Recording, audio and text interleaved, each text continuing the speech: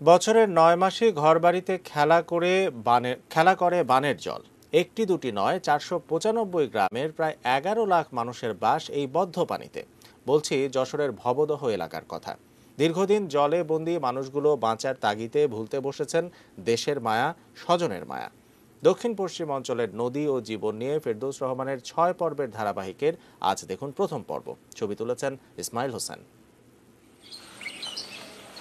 যশোরের অভয়নগর উপজেলার ডহর মশিয়াহাটি গ্রাম। ঘরের চারপাশে জল। সন্ধ্যায় রান্নার আয়োজনের আগে সন্তানদের কোমরে দড়ি বাঁধছেন দুই মা।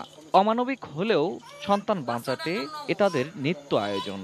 বাচ্চাটা তো আরো জন যায় জানে এরকম জীবন হলে আমরা কতদিন বেঁচে থাকবো, বাচ্চা নিয়ে চলাফেরা করতে পারিনি। এমন বাস্তবতা শুধু এ গ্রামের নয়, যশোর, খুলনা ও সাতক্ষীরার ৬টি উপজেলার ৪৫টি ইউনিয়ন জুড়ে ৭ পুরুষের বসতভিটায় সারা বছরই জলবন্দী। স্থল বলতে কেবল ঘরটুকুই। সেখানে থেকে বের হওয়ার পথ বলতে নিজ উদ্যোগে বানানো বাঁশের সাঁকো। আপনাদের যদি এক সপ্তাহ আমাদের পরিবেশের সাথে অ্যাড করানো যেত, তাহলে হয়তো বা আপনারা এই অনুভূতিটা বেশিই পেতেন। বদ্ধপানিতে বাস করে করে জলবাহিত ও চর্মরোগ লেগেই আছে। স্কুল, কলেজ, বাজার বা উপাসনালয় কোথাও স্থলই নেই।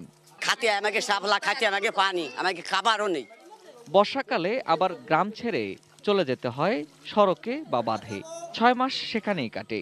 এরপর ঘরের সীমানা থেকে জল নামলেও তা স্থায়ী হয় উঠোনে।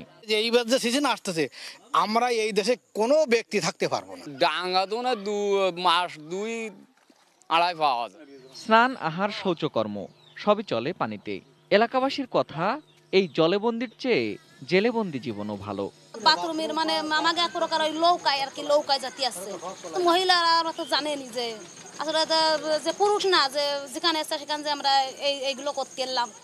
মাঠে ফসল নেই, গবাদি পশুর খাবার নেই, শিক্ষা, স্বাস্থ্য বা ধর্মীয় আচার সব ব্যবস্থা ভেসে গেছে ভবদহের বদ্ধ জলে।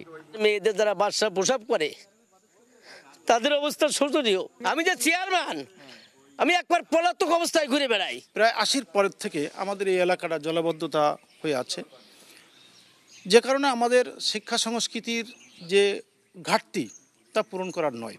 আমরা জনপ্রতিনিধি এবং ভুক্তভোগী জনগণ, আমরা যেটা বলি পানি উন্নয়ন বোর্ড তার উল্টো করে এবং তাদের সুবিধার্থে এই কাজগুলো করে নিয়ে যাচ্ছে।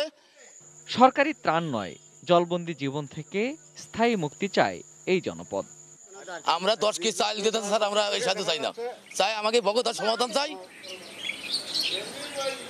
পত্রিকা, টেলিভিশনের সংবাদের মাধ্যমে ভবদহের জলবদ্ধ মানুষের খবর সবাই জেনে গেছেন। তার জন্য বরাদ্দ হয়েছে কোটি কোটি টাকা, কাজের কাজ কিছুই হয়নি। মানুষগুলো যে জলবদ্ধ সেই জলবদ্ধই আছেন। তাদের এখন একটাই দাবি, কোনো সাহায্য নয়, শুধুমাত্র জল নামিয়ে দিলেই কর্ম করে খেতে চান ভবদহের মানুষগুলো। যশোরের ভবদহ থেকে ফেরদৌস রহমান, এটিএন নিউজ।